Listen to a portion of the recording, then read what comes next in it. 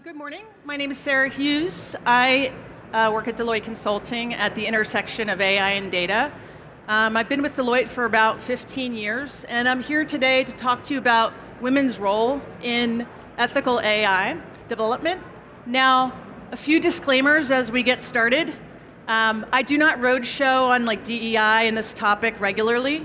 It's not something I do. I'm in sort of the thick of things with clients, selling and deliver work that spans AI and data. Another key disclaimer is the word algorithm is in this title. We are not going to be talking about algorithms. So if that is a topic that's of interest and you want to get applied around algorithms, I can introduce you to a tech fellow here today. If you want to go deep, happy to make that connection after the presentation. Okay?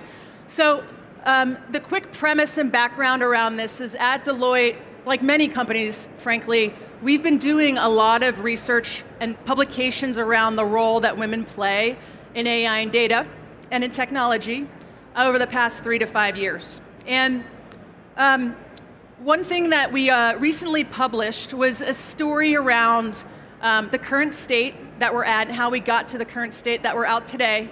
And I found it actually enlightening because it made me realize there's a lot I don't know. I just hear talk of we need more women, we need to debias things, but I really wasn't paying attention to that topic on the long laundry list of things that we need to focus on right now in the rapid world we're looking at. So we're going to talk about the current state, look at some data where we're at, and then we're going to look into the role that women can play in shaping the path for AI and data, and we're also going to then look at some recommendations that we're seeing out in the market to handle that, okay?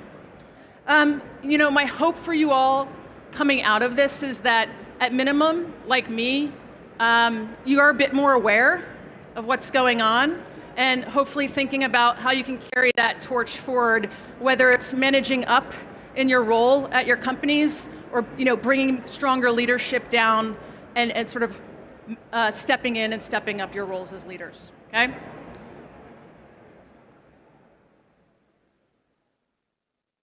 All right, so don't read the slide, I have a question. Glass ceiling, y'all know what that means? Yes? Okay, it's that artificial barrier and it's still there. They thought it was gonna be gone back in the 2000s. Unfortunately, we're still working through that, we're making progress. How many of you think we're at 25% progress against a scale of 100? 25? 50? We got a 50% there, so we're halfway there. We're doing a good job. 75? Okay, so we have zeros, unless you're 100. 100? Okay, so a lot of zeros. Raise your hand if you're a zero. Okay, so it's true, there's work to do when it comes to the role of women in the boardroom and women in the workforce. In our research, though, this was a really key insight that we found. Our research showed us that companies that were bringing women into their boards and were bringing also diversity into their boards beyond women were actually getting to fiscal outcomes that surpass their competition, okay? So that is happening, and it's because the diverse perspectives are being brought in, irrespective of AI and data, technology, think across the board, across industries, right? So that was a compelling insight. I want to talk a little about the progress we've made and where we're at. This is where I had some aha moments myself as a woman who plays in the space, and I'll give you a little more color on kind of where I play in the space later on. But what stood out to me, this first fact is 23% of boards have women on them. I actually was surprised by that number. It actually seemed high instinctually. I don't know, what the room thinks, but it seemed great number. The next two are where things got a little scary for me. We published a report and it reminded me of infrastructure where they're like, we're gonna build this big highway in Texas, we're gonna do it in the next 25 years, but really it takes 150 years. We're looking at parity at the CEO level and the chairman level to happen around 50 to 90 years from now. And this is not in AI and data, this is not just in the tech space, this is holistically. So what's fascinating to me is in 2010, back when I joined Deloitte, 2012, I remember a leader telling me that they're trying to get to 50-50 parity around partner and managing director representation in our firm within 5 years. They're trying to get to that. I don't think we're there. I think we're actually in a pretty good spot, but definitely probably not in AI and data. But you look at this number and you're looking at 90 years. That's kind of crazy. And I don't have an answer to it, but this was like the light switch for me. And when I was asked to present here after I started doing some of this research, I've been walking around and hearing things and paying attention more, and I'll give you a few examples on that. The next one here, and it's a quiet bullet, but there's some big themes here, and that's, there was a report in the World Economic Forum that we were going to see a sustained stalling of gender parity, okay? And so this topic in a nutshell, these were two alarming data points for me. And what we're going to see when we look at actually, AI and data, and we let STEM, similar type of data. We're looking at 70-30 split, pretty much male-female. We're also looking at, you'll see a number here, 24% of leadership roles. But the catch here is this is not CEOs, this is not board, this is not chairs. This is also including like managers. So this number is really a lot lower in AI and data and STEM, okay? So there's a lot of work to do. And when I was kind of walking around and thinking about this, and thinking about the barriers to scaling, it was weird to me. I was like, why have I not paid attention to this before? And, when I was asked to present on this topic, I was like, oh, okay, I'll go do it. I'll go read. And I am fortunate to have been raised, and this is where we're getting a little background about me and what I learned in the past week or two, and I hope you take away, is I grew up in a family where sort of the roles of men and women were a little like reversed. So my mom started up a financial services company when I was 6 years old. My dad was always around. He worked in the government. He was the one taking me to sporting events. He was the one taking me to band practice, cooking dinner. And I never saw my mom. And I just moved on in my life, and I had these sort of blinders on and this magic where I was like, I can do anything. There were no limits. Life was limitless for me. And I've lived that way. But I didn't realize that a lot of the people around me did not live that way. I was a US athlete. My first job in life was I was a coach at Stanford University in the athletic department. I then was like, oh yeah, I'm gonna go work on a trading floor. Went and worked on a trading floor with a bunch of men. And then I was like, oh, I wanna be a consultant, I wanna be in a team-oriented job. I went to Deloitte 14 years ago as a general management consultant, and I am definitely not tech, STEM, data, any of that, okay? So I went into general management consulting, and I was able to be entrepreneurial within the firm, be supported, and life was great. And I had, this path that I was going down, and in the past week or two, after actually kind of paying attention to this, I started to have some realizations. And one of the realizations was really around what was happening with the women around me, and other demographics around me.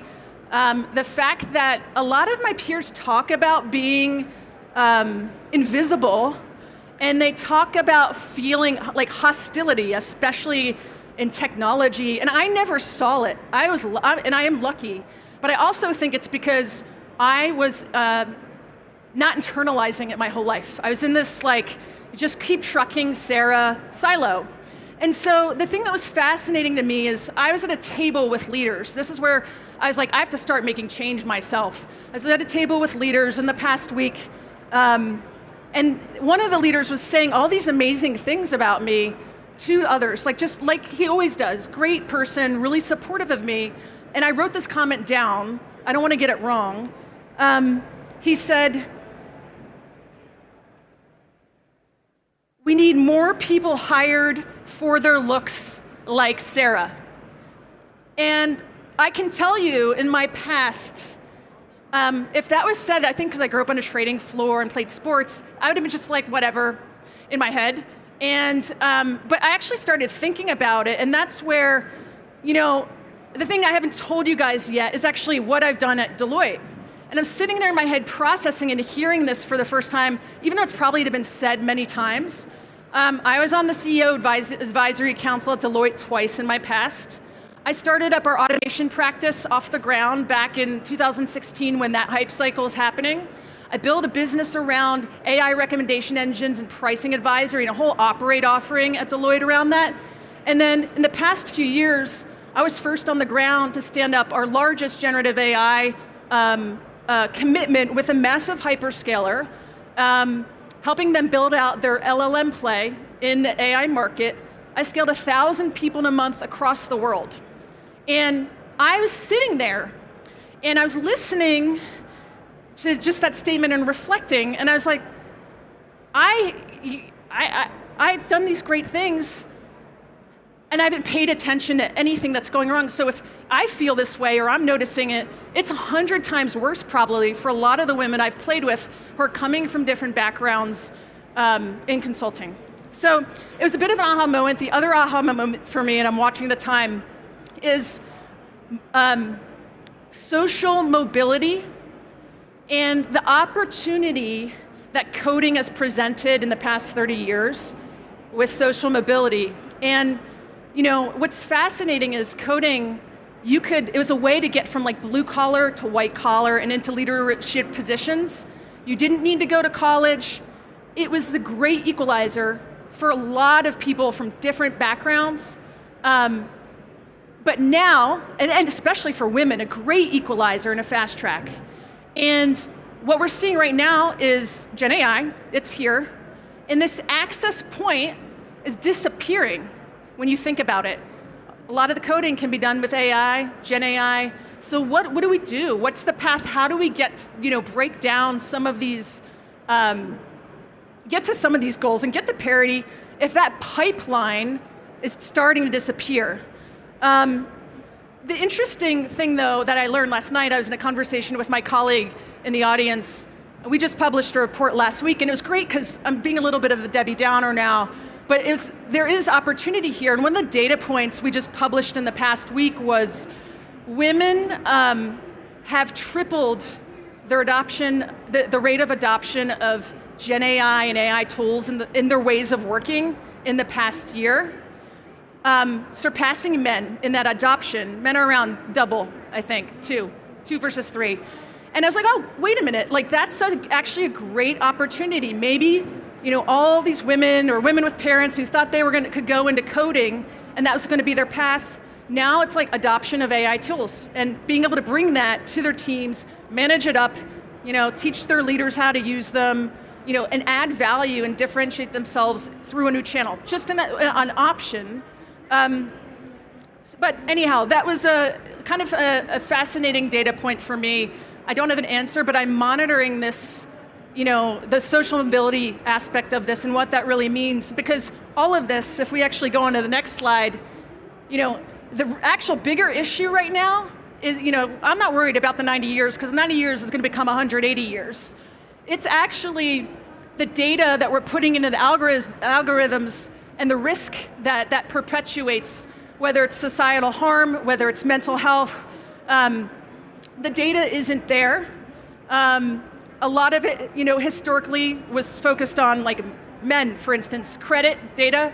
Women could not apply for credit cards until 1979, right? So what we're seeing is that coupled with lots of new forms of data that we can bring together, and that's exciting. But we need to make sure that as leaders and as teams, we're bringing that tops-down perspective around what can women bring to the development life cycle, whether it's alternative perspectives on use case, whether it's auditing on the back end, bias issues, but what role are women playing up, bottoms up and tops down in this life cycle to make sure we don't have what happened to us, that happened to Steve Wozniak, Apple Credit. This is 2019. They released a card. He and his wife, Steve Wozniak, applied for the card. Same, profile on paper, a lot of the similar financial profile. His wife got a 10-time lower credit limit than he did. And it's all because of the data. And so what that really did was that was another big aha moment for me in the past 2 weeks on this topic, is there's so much invisible bias in what's going to models and out of models and what you're seeing day to day as consumers and in your workplace. I personally went through a home buying process, could buy the house in cash, and I had that same exact scenario pretty much happen. It was an AI-based lending model, and the woman I was working with, she's like, I'm really concerned about you qualifying for this mortgage, Sarah. And I could just buy it, and like, I had perfect credit, but I was a single lady, and I was, single lady, pretty much. And so therefore, can't get a mortgage. It all worked out, fortunately, but I mean, it's in the background. And I didn't think about that. I looked back and I'm like, that happened to me. Just different circumstance. So there's a lot of this happening, even crash test dummies, just Google it. They were designed for men. Women had 47% more serious accidents because crash test dummies were designed for men. Women need to be involved in design. Not just in AI and data, they need to be involved in design. So a lot of ahas for me in my little silo over the week. And we have recommendations around what people can do. I'd love to say they're sexy. I don't think they're very sexy, but I'm going to go through them quickly because I have 3 minutes left. One is, education and mentoring programs. This is where the Girls Who Code thing, we are heavily involved in Girls Who Code at Deloitte. I personally am worried about that and what we can do with that. Women in robotics, that's a great avenue. Hopefully we find alternatives for that looking forward, but obviously one thing we can do to keep the momentum around getting more women in AI and data and then getting those algorithms and the data sorted, right? So that's one. Hiring for fit and training for skill. I'm a perfect example, right? I am not a data scientist, but I have played a pretty impactful role. And there are a lot of people who don't think they can probably do it. And there are a lot of people who are data scientists who don't think that they can go scale a 1,000-person team. And you know what, they can if we put some structure around it and think more holistically about the roles the people in our workforce are playing, looking ahead. Flexibility and inclusion, I kind of laugh right now about that because there's a lot of this return to office going on. So I'm going to just say that's a box that we need to, people need to manage up and manage down. We all heard about it. And I'm fortunate I choose to work with people who respect that, and whether male, female, everybody has things they need to prioritize in their life. But that helps with the attrition issue. A few other just tactical examples. And now I'm not saying do it in your company. Think of it as a proxy example. So this is simple, but seems to be working at Deloitte in my network in AI and data. We actually we have a lot of men, not so many women in AI data. I think there's 17 of us at my level, and in the US. And we have a Teams channel that we created, AI and Data Lady Leaders. And it's been frankly interesting because no one uses these channels for these purposes. They use them in consulting for projects, right? But what we did was we found that we're actually helping each other out, meeting people. I don't work with the data governance people all the time. We're networking, we're helping each other out, we're building culture, building community. It's low overhead. And so that was really one of those quick wins that was, it's paying dividends. As late as last night when I had to find bios for an RFP response for people in the US, I could just post something on there and knock it out. Another one is, sorry, I got to go through the list because it's very tactical. Oh, simple, this is Bring a Buddy, shadow model. Sometimes I just find people I work with and I said to Brenda, hey, I'm on a call with this generative AI LLM model company. Come listen in. I want you to get more exposure on it. She's a data governance, data engineering type person. And so I'll have her just shadow a call, listen in, and get some exposure. These are light things you kind of forget about and trying to be intentional, like just day to day on those can slowly move the needle. I mean, morale-wise, I've seen it. And so, in closing, I know I didn't talk about algorithms, but I'm hoping, the reflection I've done as I've had to talk about this topic is something that you can kind of relate to and think about as you're moving forward the AI and data agenda within your organizations, whether bottoms up, the people that you're teaming with, or for those of you who are in leadership roles, being really intentional about sometimes pushing people outside of their comfort zone. So thank you. I really do hope you have a wonderful reinvent and safe travel back to wherever you're coming from, and we'll see you later.